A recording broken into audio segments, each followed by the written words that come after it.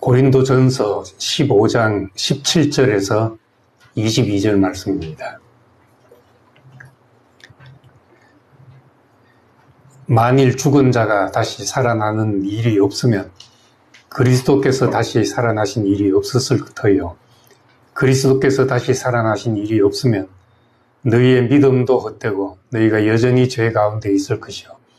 또한 그리스도 안에서 잠자는 자도 망하였으리니 만일 그리스도 안에서 우리가 바라는 것이 다만 이 세상의 삶뿐이면 모든 사람 가운데서 우리가 더욱 불쌍한 자이리라. 그러나 이제 그리스도께서 죽은 자 가운데서 다시 살아나사 잠자는 자들의 첫 열매가 되셨도다. 사망이 한 사람으로 말미암았으니 죽은 자의 부활도 한 사람으로 말미암는도다. 아멘. 오늘은 죽은 자의 부활에 대해서 말씀드리려고 합니다. 우리 그리스도인의 소망은 부활을 빼고는 말할 수가 없습니다. 오늘 말씀에서도 그랬지만은 우리가 바라는 것이 다만 이 세상의 삶뿐이면, 우리가 바라는 것이 눈에 보이는 것이 전부면 우리는 더욱 불쌍한 사람이다. 우리는 지금 눈에 보이는 이 현실 넘어 우리에겐 다른 복과 다른 소망을 가지고 있는데, 그걸 한마디로 하면은 부활의 소망입니다. 그래서 이제 부활의 소망을 갖는데, 우리가 부활한다는 것은 내가 죽었다가 내가 다시 사는 것이 아니라 내가 죽고 그리스도가 사신다. 우리는 그런 소망을 가지고 있습니다. 나는 죽고 그리스도만. 그럼 궁극적으로는 우리의 부활의 소망은 이제 우리 인생을 통해서 하나님이 나타나시는 것입니다. 내가 나타나는 것이 아니라 하나님의 나타나심이 이제 우리의 부활의 소망입니다. 처음부터 하나님이 사람을 창조할 때 우리의 형상을 따라 우리의 모양대로 우리를 하나님의 형상으로 지으셨으니까 하나님의 나타나심이 인생을 지으신 목적입니다. 그래서 어찌하든지 살든지 죽든지 내 몸에서 그리스도가 존귀되려 한다고 한 그 바울의 고백처럼 어찌하든지 우리 인생을 통해서 하나님의 생명과 성품과 그분의 마음이 나타나는 걸 소망하고 사는 것이 우리의 부활의 소망입니다. 부활이라는 말만 생각하면 우리가 어떻게 다시 몸이 깨어나서 살 것을 생각하는데, 궁극적으로는 내가 살 생각을 하지 않고 하나님이 우리에게서 살아나신다, 나타나신다, 이 소망을 가져야 합니다. 이렇게 이제 관념이 바뀌지 않으면 성경에 있는 말이라도 우리에게 소화되지 않는 말들이 많이 생깁니다. 구약은 옛 약속입니다. 옛 약속인데 이 구약에 보면은 구약은 물질적이고 또 역사적이고 가시적인 약속입니다. 눈에 보이는 약속.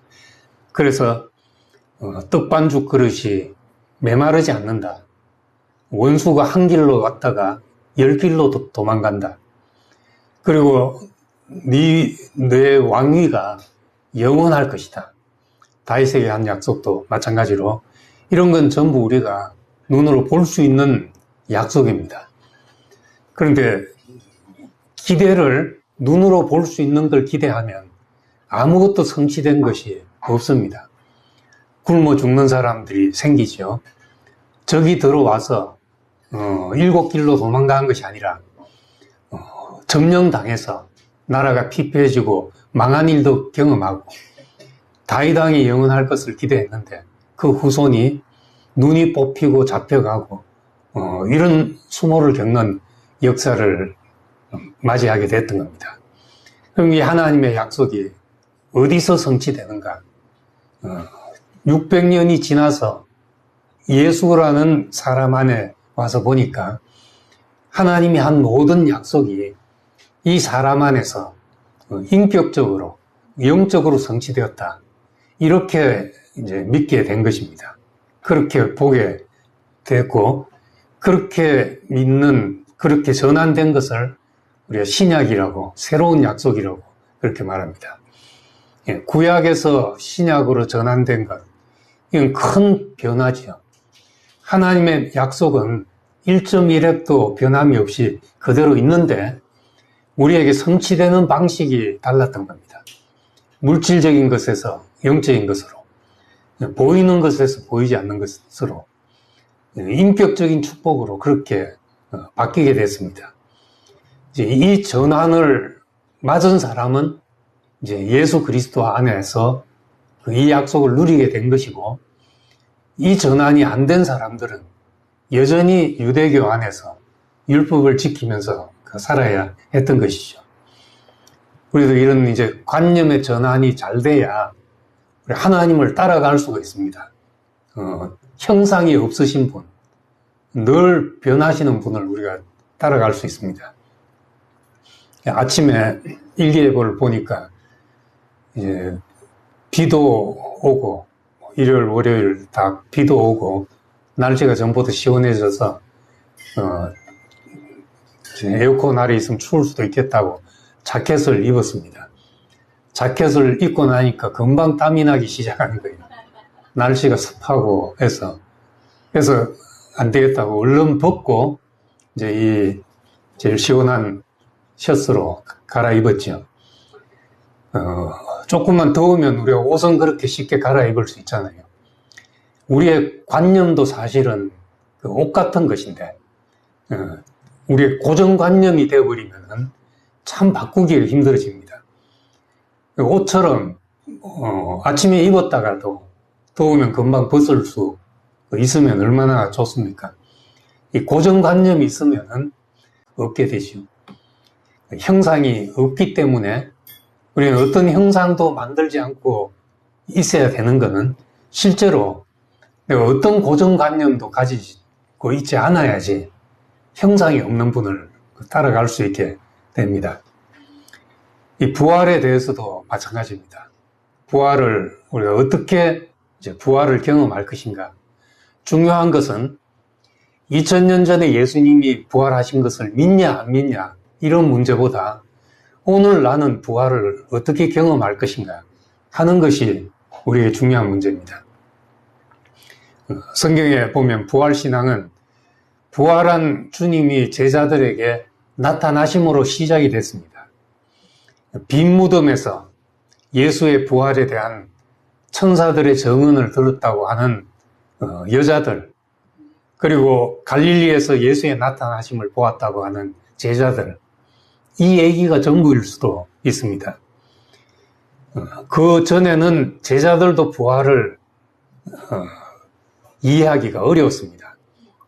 마가복음 9장에 보면 예수님께서 변화산에서 내려오실 때 경고하시면서 인자가 죽은 자 가운데서 살아날 때까지는 본 것을 아무에게도 이르지 말라 이렇게 말했습니다. 근데 제자들은 이제 이 말씀을 마음에 두며 서로 문의하되 죽은 자 가운데서 살아나는 것이 무엇일까 하고 서로 질문을 던졌다는 겁니다. 한 번도 경험해보지 못한 일이기 때문에 죽은 자 가운데 살아나는 것이 도대체 뭔가 이런 질문을 던졌죠. 우리도 이제 그렇게 질문을 던져봐야 되잖아요. 죽은 자 가운데서 살아난다는 것이 과연 뭔가 이렇게 던져봐야 되고, 사람은 자기 경험 안에서밖에 이해할 수밖에 없습니다. 제자들은 자기들이 믿고 따르던 분이 십자가라는 끔찍한 처형을 당했습니다. 지난주도 말씀드렸지만은 그 고통과 수치와 공포를 불러일으키는 그런 처형 방식이었죠. 정치인들을 그렇게 처형해서 그걸 한번 본 사람은 다시는 반란을 꿈도 못 꾸게 만드는 그런 끔찍한 처형이었습니다. 제자들은 그걸 봤기 때문에 예루살렘에 있으면 자기들도 잡혀 십자가에 매달릴지 모르는 공포 때문에 다 갈릴리로 갔습니다. 사실 도망을 갔던 것이죠. 이 사람들이 예루살렘에 다시 돌아와가지고 생명 걸고 너희가 죽인 예수를 하나님이 다시 살리셔서 주와 그리스도가 되게 하셨다. 이렇게 선포를 하게 됐던 겁니다. 뭐가 제자들을 이토록 죽음도 불사하도록 180도 다른 사람으로 만들었겠나. 무슨 힘이 그렇게 했겠냐 하는 것이요. 그러니까 그냥 내가 아는 상식으로는 사람을 이렇게 돌려놓기가 힘듭니다. 내가 상식 밖에, 내 경험 밖에 어떤 강한 어떤 것이 있어야 나를 내 경험 밖으로 이끌어 갈 수 있게 됩니다. 그래서 이런 예수의 부활을 이 제자들은 봤기 때문에 또 그것이 자기들에게 체험됐기 때문에 이런 사람이 될 수 있었던 것이거든요. 객관적인 증거를 가지고 예수님이 부활했으니 모두 믿으라 이렇게 말하기에는 참 이게 옹색해지기가 쉽습니다. 친하고 믿을 만한 친구가 내가 UFO를 봤다 이렇게 말하면 그 친구가 정말 내가 친하기도 하고 잘 알고 믿을 만한 사람이기 때문에 나는 믿을 수 있죠. 근데 그 얘기를 딴 데 가서 내 친구가 그러던데 하고 말하면 믿음이 이제 훅 떨어지거든요. 이걸 또 누가 듣고 가서 또 전했다고 하면은 갈수록 믿음이 반감돼서 나중에는 이제 전설 따라 삼천리가 되는 겁니다. 근데 예수님의 부활을 그런 식으로 전했다면은 2000년이 흐른 지금 어떻게 살아있는 부활이 되겠으며 사람들에게 산 경험이 되겠냐 하는 것이. 눈으로도 보고 또 눈으로 봐도 못 믿는 세상에 2000년 전에 누가 봤다는 것을 현대인들이 어떻게 믿겠냐는 겁니다. 그런데 우리는 지금 부활을 믿고 부활을 소망하고 살아가는 사람들입니다. 이걸 가능케 한 것이 바울이었습니다. 바울은 제자가 아니라 박해자였고 이 박해자였던 바울이 나도 봤다 하고 증거하기 시작했습니다. 실제로는 예수를 한 번도 본 적이 없는 사람이었는데 예수님의 제자들을 봤고 예수님을 따르는 무리들을 봤을 것입니다. 그런데 예수님의 부활을 나도 봤다고 증언하기 시작했던 겁니다. 게바에게 보이시고 그 후에 12형제와 500의 형제에게 일시에 보이시고 맨 나중에 만삭되지 못하여 난자 같은 내게도 보이셨다. 이렇게 말했으니까 베드로도 봤고 나도 봤다. 이렇게 말하고 있는 겁니다. 근데 우리는 베드로가 본 것처럼은 볼 수 없습니다. 근데 바울이 봤다고 말하니까 우린 바울이 본 것처럼은 우리도 볼 수 있죠. 그래서 우리 그리스도 안에서 모든 사람들은 바울이 예수 그리스도를 본 방식으로 예수 그리스도의 부활을 경험할 수 있는 겁니다. 그렇기 때문에 모든 사람에게 전하고 또 우리가 2000년 전의 일이지만은 확신 있게 전하고 또 내 경험을 가지고 말할 수 있는 부활이 된 것입니다. 우린 도마처럼 옆구리를 만져봤다든지 베드로처럼 생선을 같이 구워 먹었다 이런 말을 할 수는 없지만은 내게도 보이셨다고 한 바울처럼 우리에게도 보이셨다 이렇게 말할 수 있게 된 겁니다. 바울에게 와서 이제 제자들만이 아니라 누구라도 경험할 수 있는 부활이 된 거죠. 이 부활을 상세하게 이야기해 놓은 것이 오늘 읽은 고린도전서 15장입니다.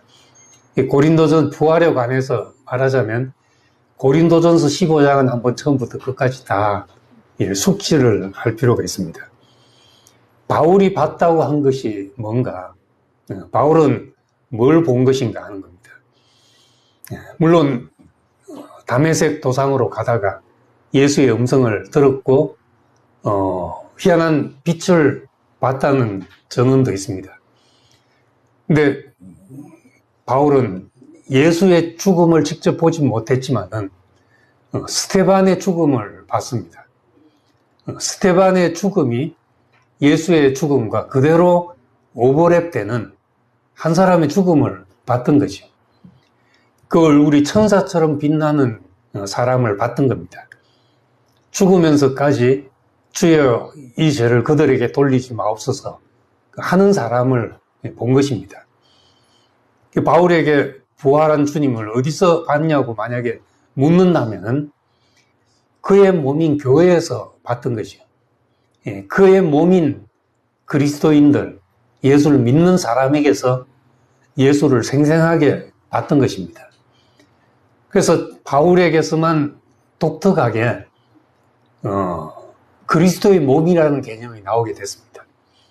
왜냐하면 자기는 교회를 박해했는데 다메섹 도상에서 말씀하시기를 사울아 사울아 어찌하여 나를 핍박하냐. 나는 네가 핍박한 예수다. 교회를 핍박했는데 그것이 나를 핍박하는 것이 됐으니까 교회는 그의 몸이구나. 한 몸이구나. 하고 예수 그리스도와 그 믿는 사람들이 그대로 겹쳐져 보이게 됐던 겁니다.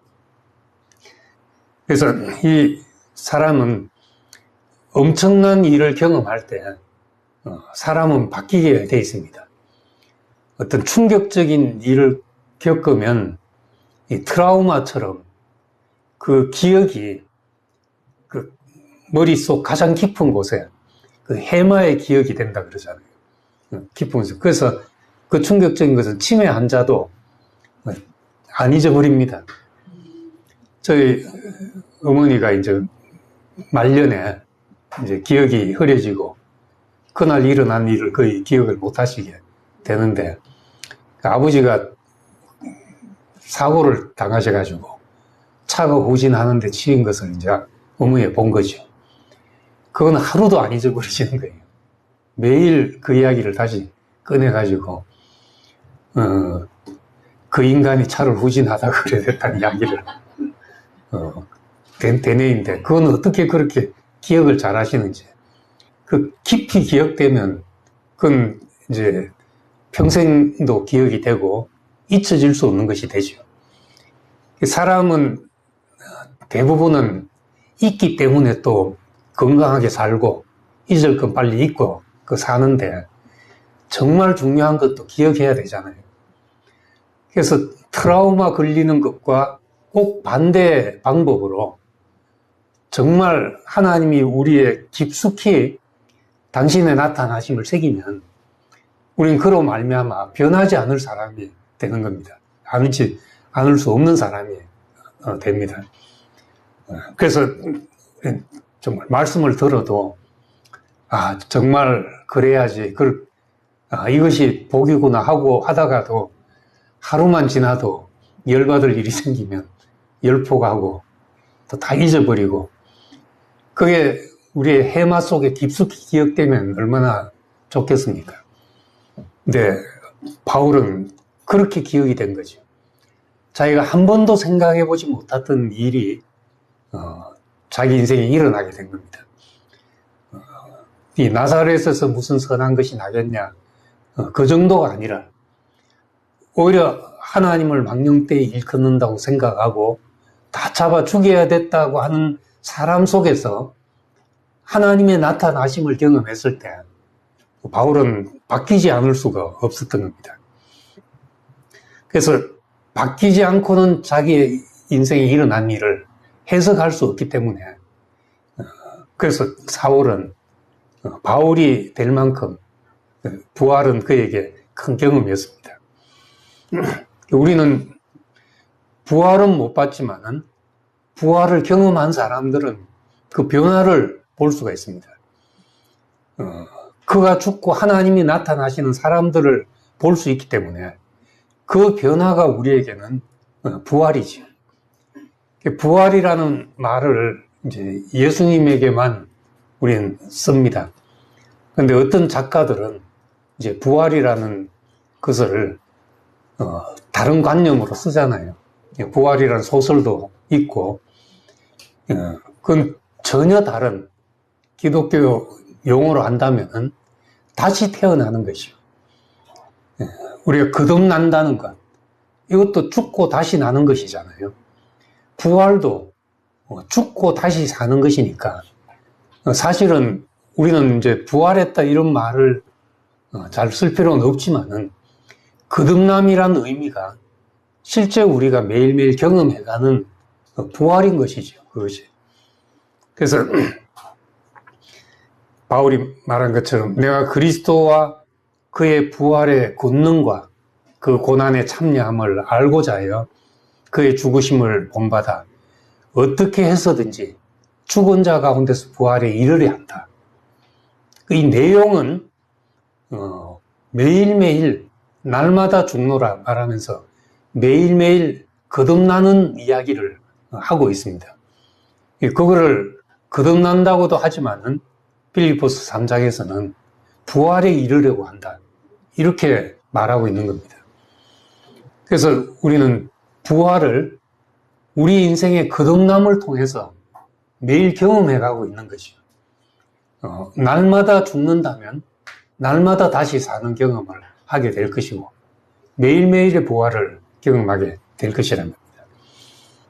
이 죽음과 부활은 이제 동전 양면 같은 거기 때문에 똑같은 사건인데 한 면을 보면 죽음이고 다른 면을 보면 부활이거든요.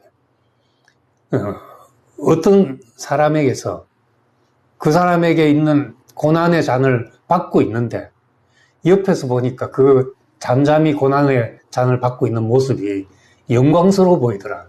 이럴 수가 있는 것이죠. 영광이라는 말은 성경에 하나님이 나타나실 때 사용하는 말입니다. 주님께 영광을 돌린다 하는 말을 이제 기독교인들이 입에 달고 사는데 성경에 보면 이제 아브라함에게 하나님이 나타나시고 또 모세에게도 나타나시고 이것을 신약에 와서 표현하기를 아브라함에게 모세에게 하나님의 영광이 보이네 이렇게 말했습니다. 하나님이 나타나신 것을 영광이 보였다고 말하고 있습니다. 그러니까 우리는 늘 우리의 죽음을 통해서 하나님의 영화로우심이 우리 인생에서 나타나는 것을 경험하고 사는 것이 매일 부활을 경험하고 증거하고 사는 거죠. 그래서 살아있다는 것, 이거는 하나님이 보실 때 살아있는 것이 성경에서 살아있는 겁니다. 아담과 하와가 선악과를 먹는 날에는 정령 죽으리라 이렇게 말했습니다. 그런데 아담과 하와가 선악과를 먹고 나서 이제 적사하진 않았죠. 어떤 사람은 만약에 선악과를 안 먹었으면 사람이 죽는 일이 없었을 것이다 하는데 다른 생물들은 선악과를 안 먹지 않았습니까? 그런데도 다 죽거든요. 생명체는 다 그렇게 죽고 다시 살고 또 자손을 통해서 살고 이렇게 이어져 가도록 지어놨죠. 안 죽도록 지어놓은 것이 아니란 겁니다. 근데 정령 죽으리라 하는 것은 하나님에 대해서 죽은 것이 된다는 겁니다. 내 집에 있는 물건들, 내 방에 있는 물건들은 나에게 쓸모 있는 한 살아있는 물건들이죠. 쓸모가 없어지면은 그 쓰레기가 되는 거거든요. 그것이 물건의 죽음이죠. 용도가 끝나는 것이 죽음입니다. 우리도 사람도 마찬가지로 하나님에 대해서 하나님이 보실 때 살아있는 것이 그것이 살아있는다는 것이니까 우리가 사람을 살린다 하는 것도 하나님이 보시는 눈으로 보고 하나님 앞에 살게 하는 것이 살리는 일이죠. 누구를 살린다 해서 격려하고 듣기 좋은 말하고 이렇게 또 오해될 때가 많습니다. 때로는 어떤 때는 책망하는 것이 살리는 것이 될 수도 있고 때로는 또 위로가 살리는 것이 될 수도 있는 것이죠. 하나님께 소망을 두고 살게 하는 이것이 이제 살리는 것이 되는 겁니다. 에베소서 4장 18절에 보면은 하나님의 생명에서 떠나 있는 상태를 묘사하면서 그들이 감각 없는 자가 되어 자신을 방탕에 방임하여 이렇게 말하고 있습니다. 하나님의 생명에 떠나니까 감각 없는 자가 돼서 감각이 없으면 뜨거운 데도 들어가고 오물에도 그냥 들어가고 감각이 없으니까 뜨거워도 뜨거운 줄 모르고 더러워도 더러운 줄 모르게 되는 것이잖아요. 이렇게 되었다고 이야기를 합니다. 감각 없는 것이 죽은 것이죠. 하나님의 근심이 내게 근심이 되지 않고 하나님의 기쁨이 내게 기쁨이 아닌 것, 이게 감각 없는 상태가 된 것입니다. 그래서 계시록 3장에 사대교회를 두고 말하면서 네가 살았다 하는 이름을 가졌으나 죽은 자다. 살아있으나 죽은 사람도 있고 죽었어도 산 사람이 있습니다. 그러니까 우리가 기쁨과 아픔과 감사를 어디서 느끼는 사람이냐 하는 것이 내가 무엇에 대해서 살아있는 사람이냐를 말하고 있는 겁니다. 부활은 내 몸이 살았냐 죽었냐를 확인하는 것이 아니라 내가 누구에 대해서 살아있냐를 확인하는 일이죠. 무엇에 대해서 살아있는 사람인가. 그것이 우리의 살아있음을 결정하는 일인 겁니다. 또 처음에 말한 대로 우리가 사냐 죽냐의 문제가 아니라 하나님이 우리에게서 사시냐 아니냐 하는 문제입니다. 부활의 문제는. 하나님이 나타나시는 것을 우리는 부활이라고 말하게 됩니다. 예수님의 죽음을 해석할 때 성소와 지성소 사이에 휘장이 찢어졌다고 말했습니다. 지성소는 하나님이 거하시는 상징적인 곳입니다. 왜 휘장이 쳐졌는가? 거기에는 선악과를 먹은 인간이 하나님을 바로 대면하면 하나님까지라도 흠을 내기 때문에 하나님과 사람 사이에 휘장이 있어야 됐던 거죠. 그렇지 않으면 하나님까지라도 정죄하고 드는 것이 사람입니다. 하나님 이건 잘못하지 않았습니까? 하는 것이 사람의 선악과에 먹은 인간의 행실인 것이죠. 그래서 하나님도 카텐을 치고 계셔야 됐던 겁니다. 그런데 예수의 죽음에서 더 이상 인간으로 말미암아 손상될 일이 없었기 때문에 휘장이 찢어져서 성소와 지성소가 한 방이 되게 됐던 겁니다. 이젠 사람에게 하나님이 나타나실 수가 있게 된 것이죠. 그래서 예수의 죽음과 부활은 그의 아들의 죽음 안에서 하나님이 해방돼 나오신 것이죠. 그분이 가장 완전하게 나타난 자리가 십자가의 자리였던 겁니다.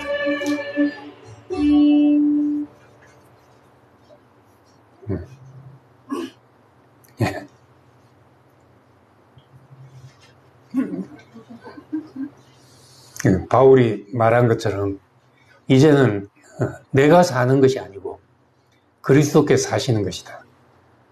말한 대로 궁극적으로 그리스도는 아버지를 나타내시고자 했던 분이니까 우리에게서 아버지의 나타남, 하나님의 나타나심이 부활의 소망의 최종적인 목적인 겁니다. 목표인 겁니다. 내가 더 살아봐야 내 욕망밖에 표현될 게 없잖아요. 내가 살면. 근데 그리스도가 사시면, 그분이 사시면 우리에게서 하나님이 나타나시기를 소망하게 되고 그것이 인생의 최고의 복이고 영광이기 때문에 우리는 부활을 소망하게 된 겁니다. 사람을 창조하실 때 우리의 형상을 따라 우리를 지었다고 하는 것이 하나님의 나타나심이 목표였죠. 하나님의 표현됨이 우리를 지으신 목적이었습니다. 그래서 이제 하나님의 나타나심을 우리 이제 주님께 영광을 돌린다. 소열이 문답에 있는 대로 사람의 제일 가는 목적이 하나님을 즐거워하고 그를 세세토록 영화롭게 하는 것이라고 이제 고백을 해놨습니다. 어떻게 영화롭게 하느냐? 축구에서 골을 넣으면 그것이 하나님을 영화롭게 하는 것이냐? 그건 절반의 기쁨이잖아요. 절반은 슬프고, 세상은 다 그런데, 나는 죽고 그리스도만 하는 이 생명을 통해서 우리는 우리의 영광이 아닌 하나님의 영광을 나타낸 사람으로 살게 됩니다. 예수님이 기도에서 이걸 분명히 말씀했습니다. 요한복음 17장에 아버지의 때가 이르렀사오니 아들을 영화롭게 하사 아들로 아버지를 영화롭게 하소서. 그리고 세상 중에서 내게 주신 사람들에게 내가 아버지의 이름을 나타내었습니다. 이것이 예수님의 미션이었습니다.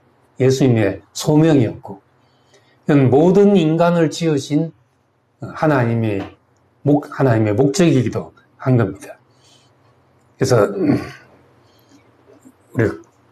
그렇기 때문에 우리는 살아서도 부활 생명을 가지고 사는 거니까 꼭 몸이 죽었다가 다시 사는 것이 아니라 우리는 살아서 부활 생명을 누리는 것이다.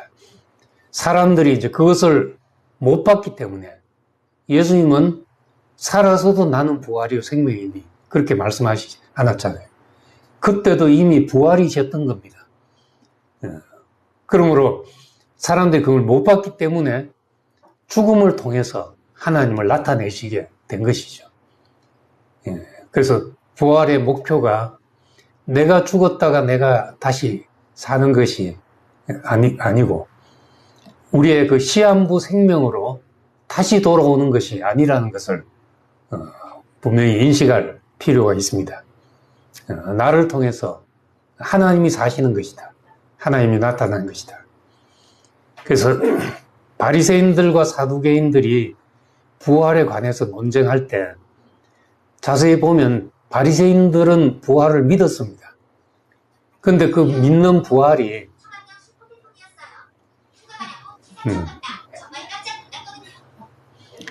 요즘은 똑똑한 AI들이 많아가지고 제 집에서도 무슨 이야기를 하고 있으면 잘못 들었어요. 한 번 더 이야기해 주세요 하고 끼어드는 AI가 꼭 있더라고요. 예. 사람만 사는 세상이 아닙니다.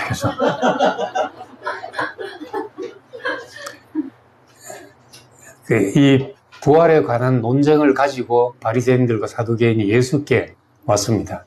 사두개인들은 부활이 없다 하고 바리새인들은 부활이 있다 하는데, 그럼 부활이 있다 하면 바리새인들이 우리와 같은 부활을 말하는 것이냐? 예수님은 달리 이야기를 하셨죠. 아브라함의 하나님, 이삭의 하나님, 야곱의 하나님이란 말을 듣지 못했냐? 하나님은 죽은 자의 하나님이 아니고 산 자의 하나님이다. 이렇게 말씀했습니다. 이 말을 듣고 이제 사두개인들은 죽으면 끝이라고 생각한 사람들이고, 바리새인들은 죽어도 우리 몸이 언젠간 다시 살아난다는, 마지막 날에는 살아난다는 그 부활을 믿고 있었던 사람들입니다. 우리가 다시 살아난다고 믿었죠. 근데 예수님의 대답은 아브라함의 하나님이고 이삭의 하나님이고 야곱의 하나님이다. 이렇게 말씀한 것은 부활의 주체가 하나님이란 것이요. 제자들이 예수님의 부활을 증거할 때도 마찬가지로 너희가 죽인 예수를 하나님이 다시 살리셨다. 이렇게 말합니다. 예수님이 능력이 있어서 다시 살아난 것이 아니라 하나님이 그를 다시 살리셨다. 이렇게 말하고, 여기서도 하나님은 산자의 하나님이다. 이 말은 어떻게 들으면 아브라함의 하나님, 이삭의 하나님, 야곱의 하나님인데, 하나님이 산자의 하나님이니까 아브라함, 이삭, 야곱이 지금 어딘가에 살아있다는 말로 들릴 수 있잖아요. 그러면 이제 바리새인들 같이 믿는 것이 되는 것이죠. 그런데 하나님이 산자의 하나님이라는 것. 아브라함이 살았을 때는 아브라함을 통해서 나타나시고, 이삭의 시대에는 이삭을 통해서 나타나시고 야곱의 시대에는 야곱을 통해서 나타나셨다는 겁니다. 하나님이 사냐에 관심이 가져졌다면 하늘의 미리 땅에 떨어져서 죽어도 많은 열매가 관심이었다면 아브라함이 살았냐 죽었냐가 아니라 아브라함 시대에 하나님이 나타나셨구나. 그를 통해서 우리는 그렇게 알게 되는 겁니다. 그래서 우리 그리스도인의 성숙한 소망은 내가 살지 않고 내 속에 그리스도가 사는 것이 이것이 소망이고 우린 그 고백이 바로 부활을 소망하는 고백입니다. 내가 다시 살아야 사는 것보다 주님이 다시 사는 것이 훨씬 복되지 않냐. 이것이 우리의 소망이죠. 이게 다른 말로 하나님의 나타나심이고 성경을 하나님의 말씀이라고 하는 것은 물론 하나님이 여호와께서 가라사대 하고 말씀에서도 말씀이지만은 하나님이 나타나셔서 인간 역사 같지만은 인간 역사 속에 개입해 오신 하나님의 역사를 보기 때문에 우리는 하나님의 말씀이고 하나님의 역사로 성경을 읽는 겁니다. 그래서 신약 성경도 자세히 보면 부활을 묘사할 때 나타났다 보여졌다 이렇게 묘사를 합니다. 하나님이 그리스도 안에서 자기를 나타내셨다. 이건 성경 전체를 흐르는 하나님의 영원한 목적이기도 하는 거죠. 보이지 않는 하나님이 보이는 만물을 창조하시고 사람을 지으셔서 사람을 거처로 삼으시고 사람을 통해서 당신이 사시려고 하는 것입니다. 그러니까 우리의 부활의 소망을 갖는 것, 이건 내 몸에서 하나님의 나타나시기를 소망하시는 것이라, 소망한 거라는 것을 우리가 깊이 기억할 필요가 있습니다. 우리의 몸은 어차피 시한부 인생이잖아요. 시한부 인생이고 죽었다가 살아난 나사소처럼 죽었다가 시한부 인생으로 다시 돌아오는 것은 부활이라고 말하지 않고 소생이라고 말하죠. 소생했다. 근데 부활은 죽음 이전으로 되돌아오는 것이 아니라 죽음 넘어 전혀 새로운 하나님의 생명으로 들어가는 것을 말한 겁니다. 그러니까 다른 생명으로 사는 것, 다른 관심과 다른 감각으로 사라지는 것. 예수께서 원했던 예루살렘을 보시면서 때로 우시면서 너희가 이것을 알았더라면 좋을 뻔하였거니와 지금 너희 눈에 가려져 있다. 보기를 원하셨던, 그분이 보기를 원하셨던 그것에 우리가 눈이 열린 사람이 되어 살면 우리가 다시 태어나 사는 것이죠. 부활이죠. 그래서 영원한 생명도 우리 몸이 안 죽는다든지 우리 영혼이 어디 가 있다는 생각은 깊이 들여다보면은 자기를 보존하려는 생각 속에서 계속 그런 생각을 하는 것입니다. 하나님이 사람을 이 땅에 두신 이유가 당신 자신이 표현되려고 하신 것이니까 우리 인생에서 하나님의 영원한 성품과 신성에 우리가 참여하는 사람이 되어서 그 성품에 참여해서 영원한 신성을 나타내는 사람으로 사는 것. 우리가 이 짧은 인생 살면서 헛된 것에 인생을 다 보낼 수도 있는데 이 영광스러운 소망을 가진다는 것은 우리 일생 참 감사할 그런 소망입니다. 그래서 살든지 죽든지 내 몸에서 그리스도가 존귀되기를 원한다는 그 고백처럼 살든지 죽든지 우리 인생에서 하나님의 영광이 표현돼 나타나지는 것을 우리가 소망하고 그래서 그의 죽으심을 본받아 어찌하든지 부활에 이르려는 그 바울의 마음, 그 마음이 이제 우리 마음이 되어 살기를 소망합니다. 기도하겠습니다. 은혜로우신 아버지 하나님, 우리는 육신을 가지고 생로병사의 여정 속에 참 희노애락을 노정하며 살아가는 연약한 인생입니다. 이 인생 가운데 귀한 소망을 두셔서 우리가 살아있는 동안 하나님을 나타내는 이 영화로운 직분을 주신 것을 감사드립니다. 인생이 뭐길래 이토록 존귀히 여기시며 사람이 뭐길래 우리를 돌보시는지, 천사보다 못한 존재 같아도 영화와 존귀의 관을 씌우셨다는 것처럼 우리는 왜 그토록 하나님이 우리에게 영화와 존귀의 관을 씌우셨는지 우리 자신을 보고는 알 수 없었습니다. 그런데 죽고 다시 사셔서 하나님의 온전한 나타나심이 된 그 아들의 영광을 보고 우리 인생의 부르신 소망을 알게 되고 주님이 부르신 그 소망 안에서 부활의 소망을 갖게 하셨습니다. 우리는 하루하루 날마다 나는 죽고 그리스도만, 이것이 우리의 소망이 되게 하시고 참으로 하나님에 대해서 감각이 살아있는 사람으로 살게 되기를 원합니다. 대전께 우리가 이렇게 모여서 함께 주님을 나눌 수 있는 이 귀한 자리를 허락하신 것을 감사드립니다. 이 자리에 허락된 축복이 얼마나 귀한 것인지 우리가 깊이 느끼고 살아갈 수 있게 되기를 원하옵고 예수님 이름으로 기도드립니다. 아멘.